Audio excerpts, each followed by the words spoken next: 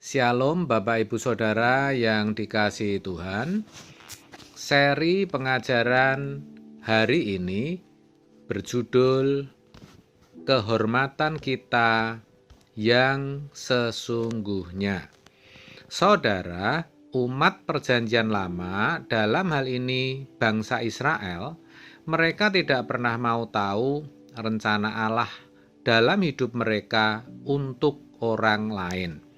Mereka hanya peduli rencana Allah untuk hidup mereka sendiri.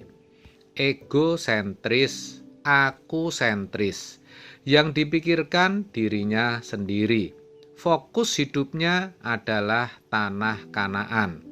Yang dikejar pemenuhan kebutuhan jasmani.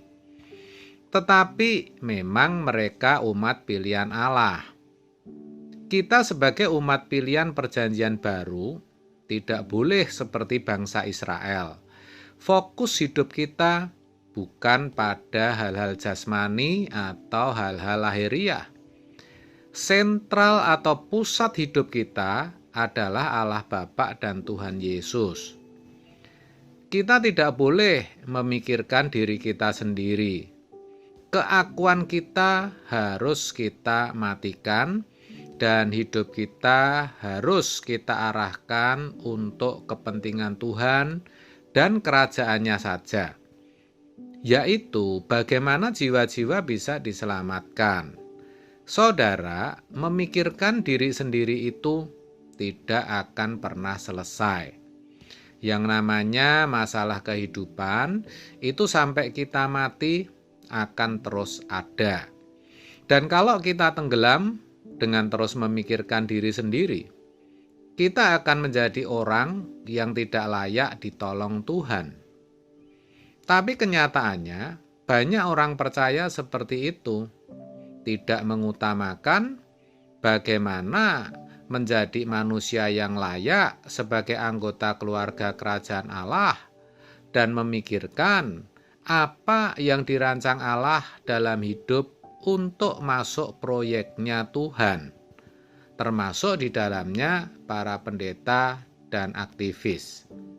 Padahal kesempatan ini terbuka untuk kita. Kalau kita tidak segera berubah, kita akan sangat menyesal kalau kita pulang dengan tangan kosong. Jangan seperti orang kaya yang dikisahkan dalam Lukas 12 ayat 16-21, yang dalam pikirannya berkata, "Bagaimana aku menambah jumlah lumbungku untuk menyimpan di dalamnya segala gandum dan barang-barangku, supaya aku bisa berkata, 'Hai jiwaku, ada padamu banyak barang tertimbun untuk bertahun-tahun lamanya. Beristirahatlah, makanlah dan minumlah, dan bersenang-senanglah.' Saudara, kalau perut diisi gandum, itu kenyang. Tapi kalau jiwa, kan tidak bisa. Betapa bodohnya orang kaya ini. Ironinya, hari ini banyak orang yang seperti itu, yang berusaha memuaskan jiwanya dengan materi. Jiwa seperti itu ibarat sirkuit yang rusak. Dan harus diakui, sebagian kita itu masih punya unsur-unsur kerusakan ini. Bukan tidak boleh memiliki ini dan itu atau berekreasi kemanapun. Boleh, tapi jangan kita hanyut, tenggelam dalam kesenangan-kesenangan itu. Itulah perbedaan kita dengan bangsa Israel.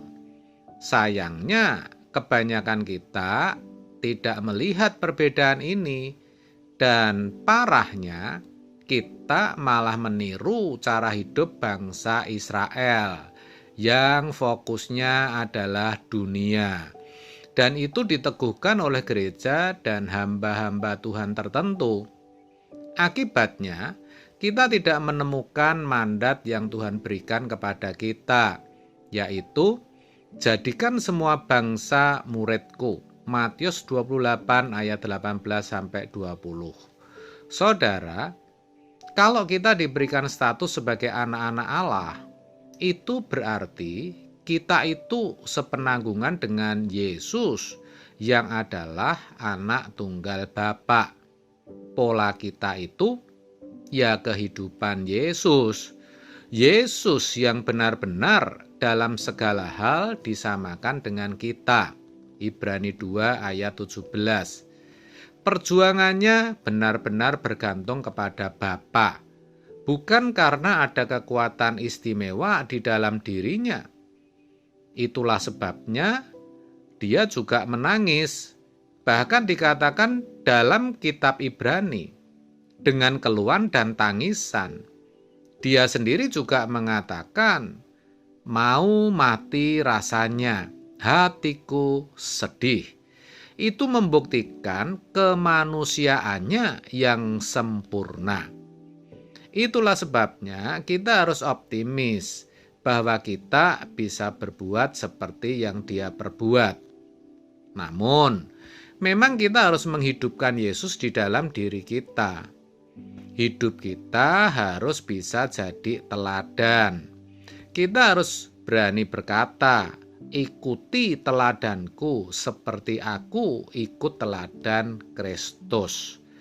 Jadi saudara, setelah masuk zaman perjanjian baru, kita semua itu imam. Tidak ada istilah ini imam, ini awam. 1 Petrus 2 ayat 9 jelas kok mengatakan, tetapi kamulah bangsa yang terpilih, imamat yang rajani, bangsa yang kudus, umat kepunyaan Allah sendiri, supaya kamu memberitakan perbuatan-perbuatan yang besar dari Dia, yang telah memanggil kamu keluar dari kegelapan kepada terangnya yang ajaib. Saudara, dengan begitu kita ini istimewa. Kita harus dewasa untuk menjadi perwira tinggi kerajaan surga. Namun, tentu untuk benar-benar berkeadaan seperti itu, kita harus berjuang untuk bertumbuh di dalam Tuhan. Jangan tenggelam dengan masalah. Kita duduk diam di kaki Tuhan, terus bertanya, apa yang harus saya lakukan Tuhan? Apa bagian pekerjaanmu yang menjadi bagianku? Aku mau menyelesaikannya. Tuhan pasti tunjukkan apa yang harus kita lakukan. Kita adalah orang-orang yang dipilih menjadi imamat-imamat, hulu balang. Jangan lihat hidupmu sekarang yang barangkali masih nganggur, masih banyak utang, atau belum punya rumah. Kalau kita hanya tenggelam berpikir di situ sampai mati, kita akan terus tenggelam dalam keadaan itu. Sebaliknya, kita harus mulai berpikir, aku mau mengerti perasaanmu Tuhan. Waktu kita berdoa, kita diam. Hayati Allah yang sudah ada dari kekal sampai kekal, yang menciptakan langit dan bumi. Dahsyat sekali Allah kita. Maka kita pasti bisa mengerti kehendak Tuhan dan melakukannya. Itulah kehormatan kita yang sesungguhnya. Jadi, sediakan waktu untuk mencari wajahnya dan untuk menemukan kehendaknya. Ingat, kalau dalam kehidupan bangsa Israel, hanya imam yang boleh menjumpai Tuhan. Tapi, dalam umat perjanjian baru, setiap kita, saudara dan saya, bisa menjumpai Allah. Amin. Tuhan Yesus memberkati.